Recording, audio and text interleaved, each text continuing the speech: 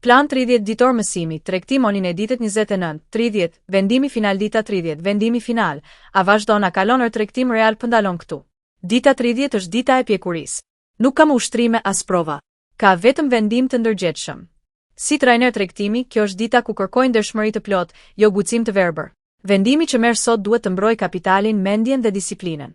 Qëllimi i kësaj dite është të marrësh vendimin e duhur për hapin tjetër. Të kuptosh se çdo zgjedhje është e vlefshme nëse është arsyetuar. Të vendosësh pa presion dhe pa iluzione. Një e 3 rrugë të mundshme të gjitha të pranueshme. Sot ke vetëm 3 zgjedhje. Nuk ka zgjedhje të gabuar, ka vetëm zgjedhje të parsyetuara. Vazhdon me tregtim pro web. Kalon në tregtim realc. Ndalon këtu. Secila kërkon arsyet e veta. 2. Kur është mençur të vazhdosh me tregtim prove. Vazhdimi me tregtim prove është vendim i fortë kur ke ende shkelje të rregullave. Ndjen presion emocional pas humbjeve. Nuk je i qëndrueshëm në disiplinë. Ende po mëson veten. Ky vendim nuk është hap prapa, është mbrojtje. Kush vazhdon të stërvitet, po ndërton bazë. 3. Kur është arsyeshme të kalosh në tregtim real. Kalimi në tregtim real nuk bëhet për të fituar, por për të testuar veten në presion real, në mënyrë të kontrolluar. Je gati për tregtim real vetëm nëse ke respektuar rregullat në mënyrë të qëndrueshme. Ke pranuar humbjet pa reagime emocionale. Ke ndjekur planin personal pa përjashtime. Ndihesh i qetë edhe kur nuk vepron. Tregtimi real nuk është provë guximi, është provë disipline. 4. Kur është zgjedhje e shëndetshme të ndalosh këtu.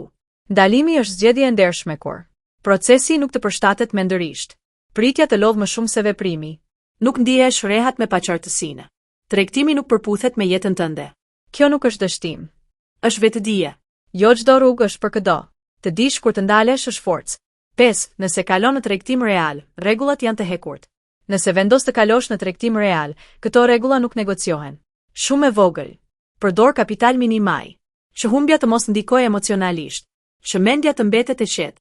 Qëllimi nuk është fitimi, por përshtatja. Vetëm një veprim në ditë. Pa përjashtime. Pa edhe një herë. Pa kërkim rikuperimi. Një veprim i qetë është mjaftueshëm. Zero presion. Nuk ke detyrim të fitosh.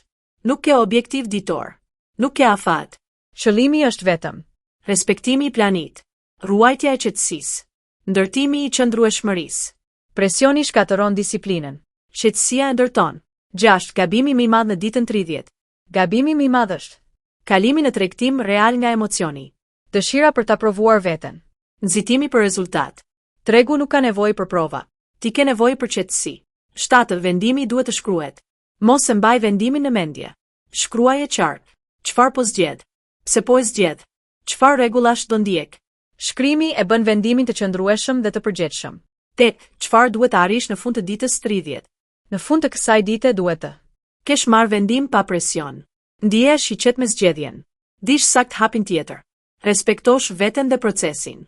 Përfundim final. Tregtimi nuk është qëllim në vetvete. Është mjet që kërkon mendësi të fortë. Kush vazhdon i përgatitur rritet. Kush ndalet me ndershmëri fiton qartësi. Kush kalon në tregtim real me përulësi mbron veten. Vendimi të sot tregon jo sa larg ke shkuar, por sa mirë e njeh veten. Nëse ndonjëherë kthehesh te tregtimi, do kthehesh më i fortë, më i qartë dhe më i pjekur.